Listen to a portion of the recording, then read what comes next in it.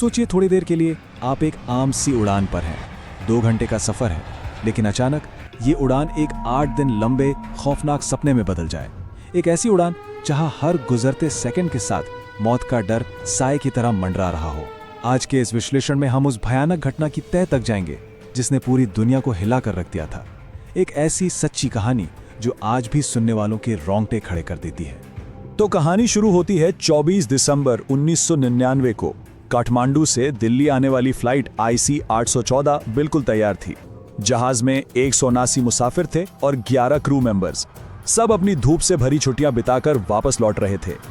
इन मासूम लोगों को इस बात का जरा सा भी अंदाजा नहीं था कि जो सफर सिर्फ 2 घंटे में खत्म होना था वो उन्हें मौत के कितने करीब ले जाएगा।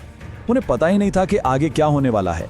शुरुआत होती है एक आम उड़ान के अचानक खौफनाक बन जाने से।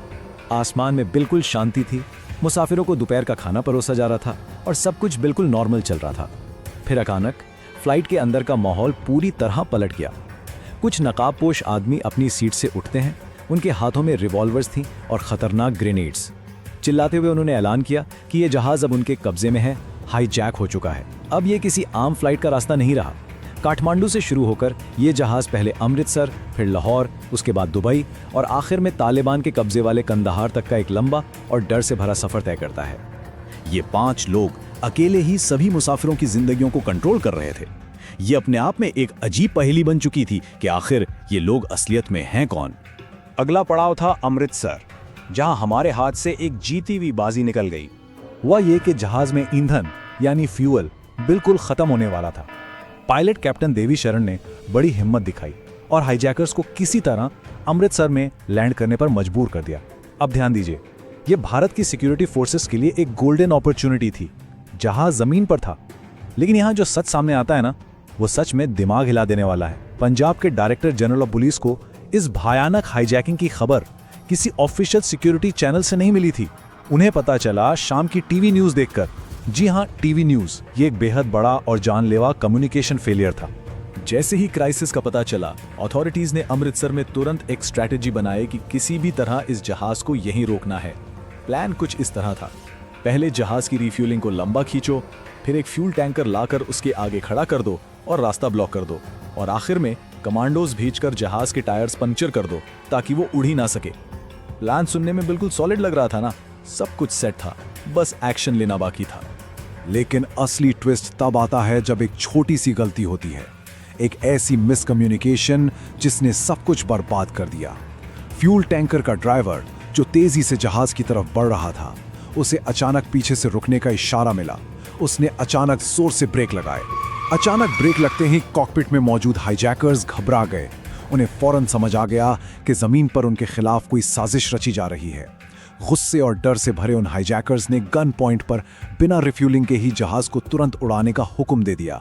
हाईजैकर्स के दबाव में जहाज तेजी से रनवे पर दौड़ने लगा और सामने वही टैंकर खड़ा था। टकराते टकराते जहाज आखिरी सेकंड में बाल बाल बचा और हवा में उड़ गया। उस वक्त कैप्टन देवी शरण ने एयर ट्रैफिक कंट्रोल को अपना आखिरी और बेहद भयानक पैगाम भेजा। उन्होंने कहा, हम सब मर रहे हैं। ये अल्फाज सुनकर ग्राउंड पर मौजूद सभी अफसरों के रोंगटे खड़े हो गए और सांसें थम गई। अब शुरू होता है अंधेरे में मौत का सफर, लाहौर की तरफ उड़ते हुए।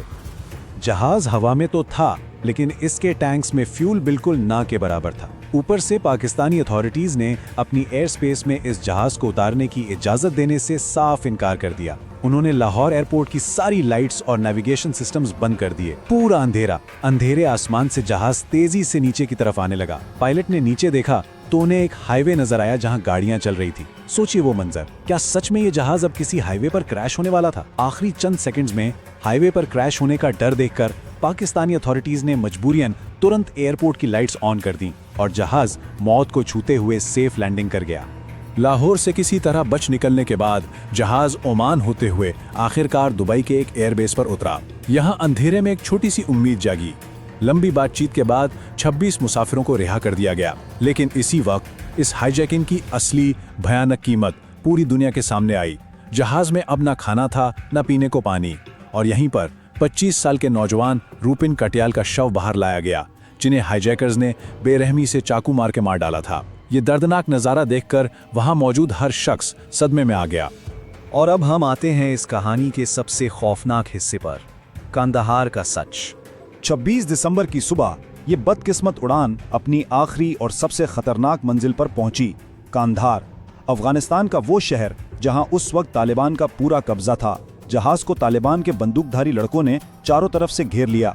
उनके पास भारी टैंक्स और एंटी एयरक्राफ्ट गन्स थीं। अब तालिबान का दावा तो ये था कि ये सब सिर्फ सिक्योरिटी के लिए है, लेकिन इंडियन डिफेंस एनालिस्ट का साफ मानना था कि इसका असली मकसद इंडियन मिलिट्री के किसी भी कमांडो रेस्क्यू ऑपरेशन को वहां आने से रोकना था। मुसाफिर अब पूरी तरह से बेबस और अकेले थे। इंडियन ऑफिशियल्स और तालिबान के बीच कई दिनों तक टकराव और भारी मंथन चलता रहा। वहां कंदाहार में बातचीत चल रही थी और यहां भारत के अंदर माहौल बेहद टेंस हो चुका था। मुसाफिरों के रिश्तेदारों का रो रो कर बुरा हाल था। जाहिर सी बात है, हर कोई अपने प्यारों को जिंदा देखना चाहता था। परिवार वालों ने सरकारी ब्रीफिंग्स और पीएम हाउस तक हंगामा कर दिया। उनका सिर्फ एक ही मुतालबा था, उनके अपनों की जान किसी भी कीमत पर बचाई जाए। ये घरेलू दबाव इतना ज्यादा था कि इसने सरकार को एक ऐसी मुश्किल स्थिति में लाकर खड़ा कर दिया जहां से पीछे हटना लगभग नामुमकिन था। इस दबाव का नतीजा क्या निकला? आखिरकार उन 176 मासूमों की जान बचाने के लिए सरकार को झुकना ही पड़ा। लेकिन असली ट्विस्ट अब सामने आता है। हम जिन 3 लोगों को छोड़ने वाले थे वो आम लोग नहीं थे।